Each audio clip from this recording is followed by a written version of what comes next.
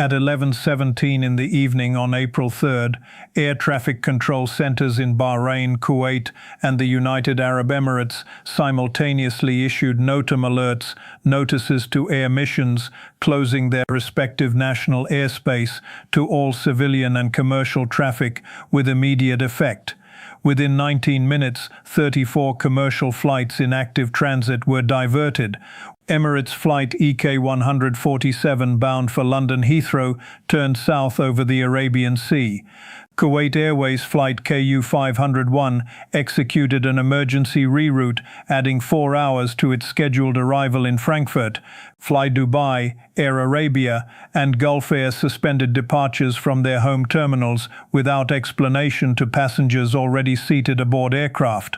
The combined airspace closure covered approximately 287,000 square kilometers of some of the most heavily transited aviation corridors on Earth. By midnight, the White House press office had issued a 3-sentence statement describing the closures as routine coordination activity.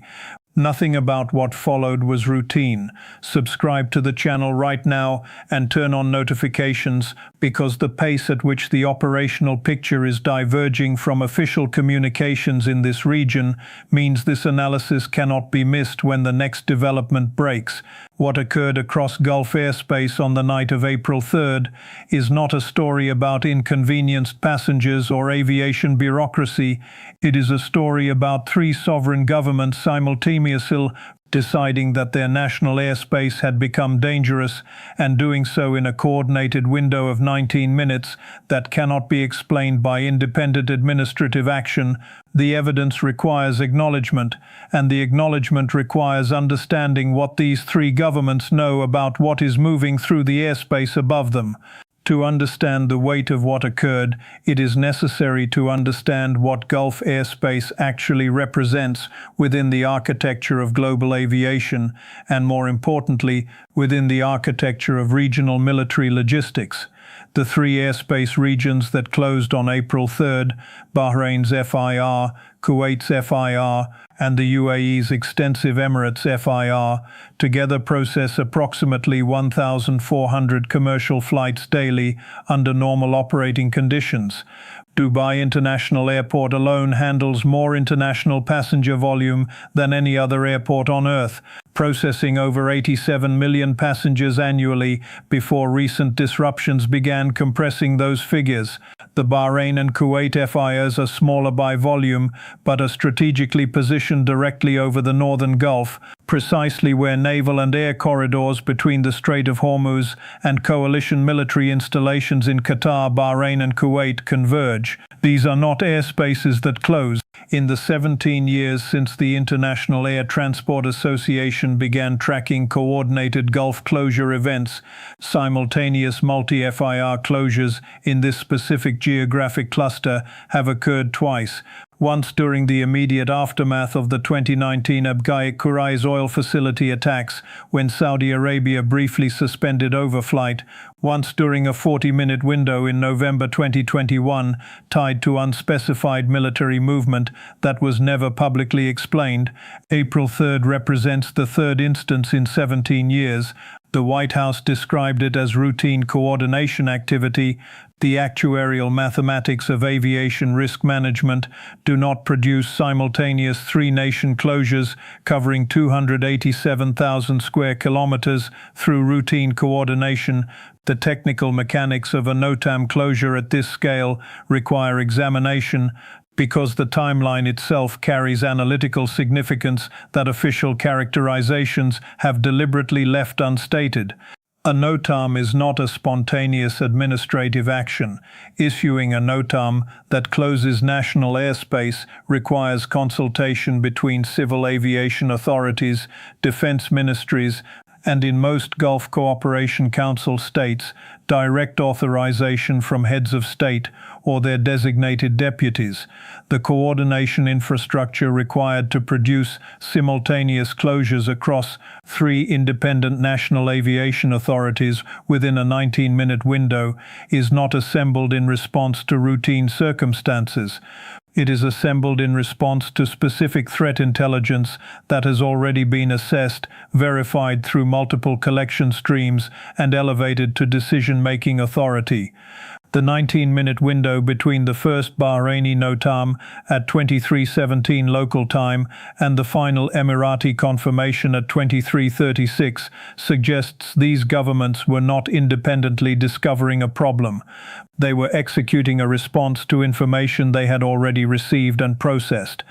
According to verified sources monitoring regional aviation and defense communications, the closures were preceded by approximately 6 hours of elevated signals activity across coalition military networks in the Gulf.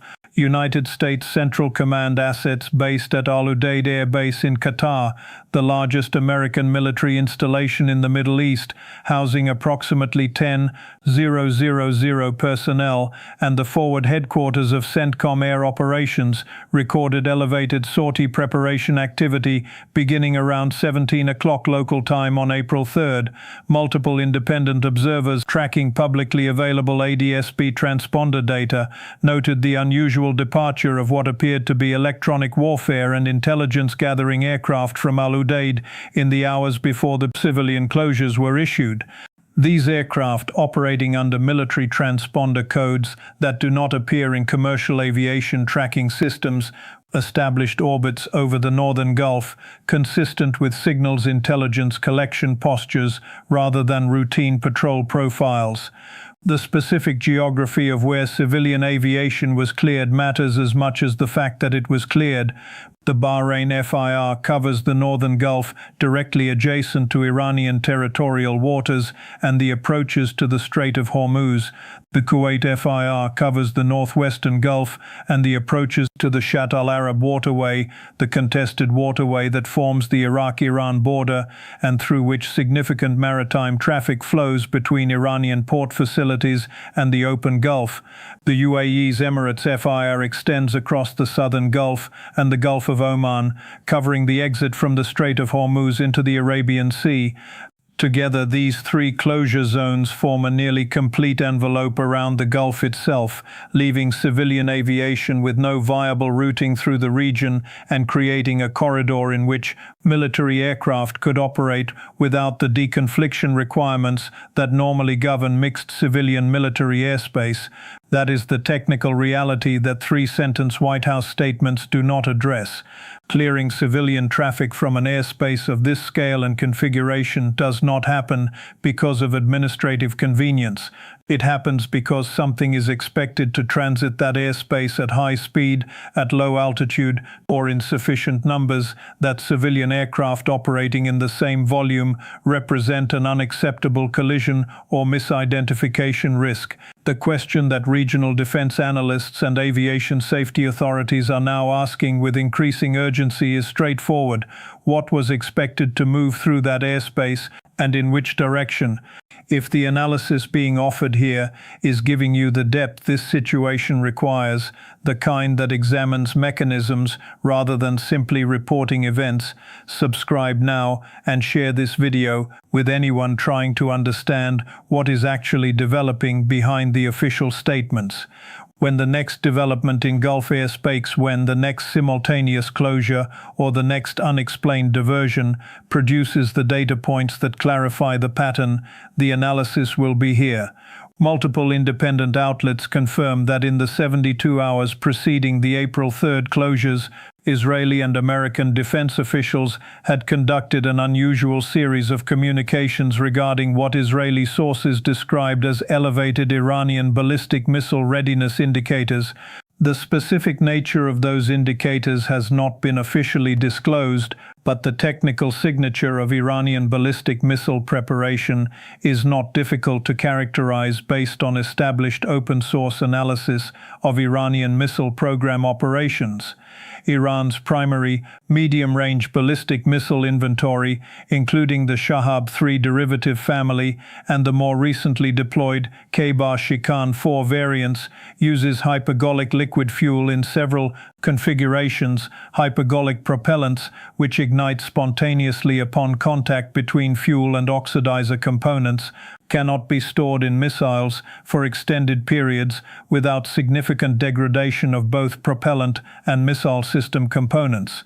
This technical constraint means that Iranian ballistic missiles, fueled with hypergolic propellants, must be fired within a relatively narrow window after fueling is completed, typically assessed at between 24 and 72 hours, depending on specific system, configuration and environmental conditions. When American and Israeli intelligence assets detect fueling activity across multiple launcher sites simultaneously, the detection is not ambiguous. It represents a countdown. The question is not whether fueled missiles exist. The question is whether they will be fired, at what targets, and whether the defensive systems positioned to intercept them are adequate to the saturation mathematics that multiple simultaneous launches from different geographic vectors would create. The Strait of Hormuz dimension of this picture deserves particular technical attention because it connects the aviation closure story to a separate development that official communications have similarly characterized with deliberate vagueness. Approximately 21% of global petroleum liquids trade transits the Strait of Hormuz daily, approximately 21 million barrels under normal operating conditions. The insurance markets that underwrite that trade operate on actuarial models that assign risk premiums to cargo transiting conflict-adjacent waterways. In the 2 weeks preceding the April 3rd airspace closures, war risk insurance premiums for tanker transits through the Strait of Hormuz increased by approximately 340% above baseline rates. A premium movement of that magnitude does not reflect statistical modeling of hypothetical risks. It reflects underwriter assessment of specific credible threat intelligence that the underwriting community is receiving through its own monitoring channels. To translate that insurance mathematics into household economic terms that extend beyond the Gulf conflict theater, the mechanism operates as follows. When war risk insurance premiums increase by 340% for Strait of Hormuz transits, shipping operators face an immediate choice between absorbing that cost, which exceeds the commercial viability of many individual voyages, or ceasing operations in the affected corridor. When shipping operators cease operations or reroute around the Strait of Hormuz, cargo destined for Asian markets must transit the longer Cape of Good Hope routing, adding approximately 10 to 14 days to delivery timelines and an estimated $2 million to $8 million in additional operating costs per voyage. Those costs do not disappear. They transfer directly into commodity prices at destination ports, into fuel surcharges on manufactured goods, and ultimately into the retail prices that consumers in Europe, Asia, and North America pay for products whose supply chains run through Gulf shipping corridors. The specific consumer-facing consequence of sustained Strait of Hormuz disruption is not abstract. Petroleum economists at institutions tracking the Gulf situation have modeled the household impact of a scenario in which 15 to 20% of normal Hormuz traffic is disrupted for periods exceeding 30 days. Their assessments consistently produce retail gasoline price increases in the range of 18 to 35 cents per gallon in American markets, 12 to 22 pence per litre in United Kingdom markets, and proportional increases across European consumer markets. Those figures do not include the secondary price effects that ripple through agricultural supply chains dependent on petrochemical fertilizer inputs, into plastics manufacturing, into pharmaceutical logistics, all sectors whose cost structures connect directly to petroleum commodity pricing that Gulf disruption episodes reset upward. The weekly economic cost of even partial Hormuz disruption at the scale that current threat indicators suggest has been quantified by shipping industry analysts at approximately $14 billion to $19 billion in global trade value per week of sustained disruption. Breaking that figure into sector contributions, petroleum and liquefied natural gas cargo accounts for approximately $9.8 billion weekly at current market prices. Manufactured goods and consumer products transiting from Asian export ports contribute approximately $4.2 billion, and agricultural commodities including grain shipments to Middle Eastern and South Asian markets account for approximately $1.4 billion. These are not projections of catastrophic scenarios. They are the trade value calculations for a waterway that processes 21 million barrels of petroleum daily and proportional quantities of other cargo categories applied to disruption scenarios that insurance markets are already pricing as credible. The broader strategic question that emerges from assembling these elements, the coordinated airspace closures, the fueling activity indicators, the insurance premium mathematics, the signals intelligence collection postures, is one that defense policy analysts across the ideological spectrum are beginning to articulate with increasing directness. The question is whether the deterrence architecture that has governed Gulf security since the early 1990s, the architecture built on American forward presence, on carrier strike group deployability, on GCC host nation agreements, on the implicit guarantee that Iranian escalation will produce consequences calibrated to exceed its benefits, is still functioning as designed, or whether the demonstrations of precision, reach, and saturation capacity that the conflict theater has produced since 2024 have revealed stress fractures in that architecture that official communications are systematically declining to acknowledge.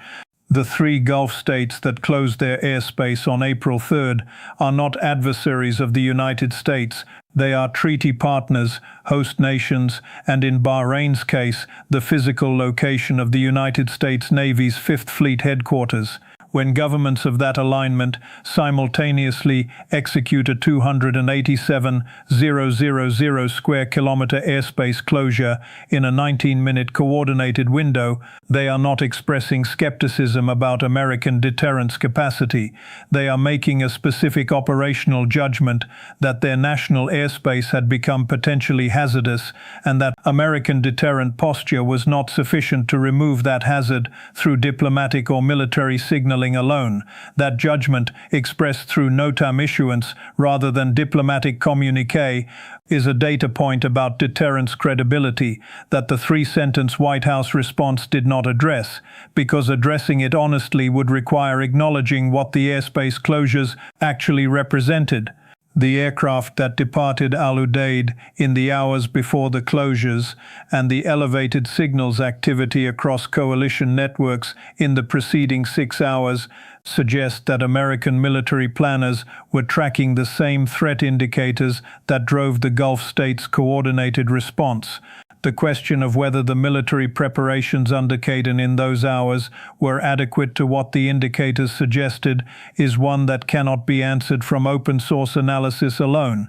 What can be assessed is the relationship between the scale of the civilian airspace clearance and the nature of the threat that would justify it. A 287,000 square kilometer simultaneous closure across 3 sovereign jurisdictions executed in 19 minutes, clearing 34 active commercial flights, suspending departures from major international hub airports. This is not the footprint of a precaution taken against a marginal or low-confidence threat. This is the footprint of a response to intelligence indicating that something significant was assessed as likely enough to justify the economic and operational disruption that the closure itself produced. Aviation economists have estimated the direct economic cost of the April 3rd closures at approximately $340 million in disrupted cargo, passenger rebooking costs, fuel burn from rerouting, and ground handling fees for diverted aircraft. That figure will expand as downstream insurance and scheduling consequence calculations are completed. It does not include the confidence costs, the premium that aviation risk models will now attach to Gulf routing for periods extending well beyond the April 3rd event itself, because insurance and aviation safety actuaries revised their baseline risk assessments in response to closure events of this magnitude. The pattern of what occurred on April 3rd, assembled from its constituent elements, does not support the characterization that official communications offered. Routine coordination does not produce simultaneous multi-FIR closures in 19 minutes. Routine coordination does not precede elevated coalition signals collection postures by 6 hours. Routine coordination does not follow 72 hours of Israeli-American communications about elevated Iranian missile readiness indicators. Routine coordination does not produce 340% war risk insurance premium movements in the preceding 2 weeks. Each of these elements, examined individually, carries ambiguity. Assembled together, they form a picture whose shape is not ambiguous, even if its precise content remains unavailable through open source collection. Subscribe to the channel and turn on notifications. When the next development in this sequence produces the data points that the April 3rd picture has not yet fully resolved, when the satellite imagery analysis confirms what official briefings have characterized as routine, when the insurance markets price the next development, when the next simultaneous closure or the next unexplained diversion clarifies the pattern, the analysis will be here. Evidence first. What it means for you, always. Here is where the complete picture stands. As of the days following April 3rd, 3 Gulf sovereign governments closed 287,000 square kilometers of national airspace in a 19-minute coordinated window. 34 commercial aircraft in active transit were diverted. Major international hub operations at Dubai, Kuwait City and Bahrain International were suspended without public explanation. Coalition military signals collection activity elevated approximately 6 hours before the civilian closures. War risk insurance premiums for Strait of Hormuz transits had increased 340% in the preceding 2 weeks. The weekly trade value of cargo transiting the affected waterways and airspace corridors amounts to $14 to $19 billion. The White House issued 3 sentences. None of those 3 sentences addressed the 19-minute coordination window, the signals activity, the insurance mathematics, or the fueling indicators that preceded the closures. The gap between what official communications offered and what the documented record shows is not a communications problem. It is a measurement of how much the official framing has declined to acknowledge about what the airspace of the Gulf actually looked like on the night of April 3rd. Leave one question in the comments before continuing. Can the deterrence architecture that has governed Gulf security for 3 decades absorb repeated demonstrations of precision saturation capacity without either adapting its operational posture or acknowledging the stress fractures that events like April 3rd are exposing? And if adaptation is underway, what does the evidence actually show about whether that adaptation is keeping pace with what is being demonstrated in this conflict theater? Every response gets read and considered. This is the analysis that the headline cycle will not give you.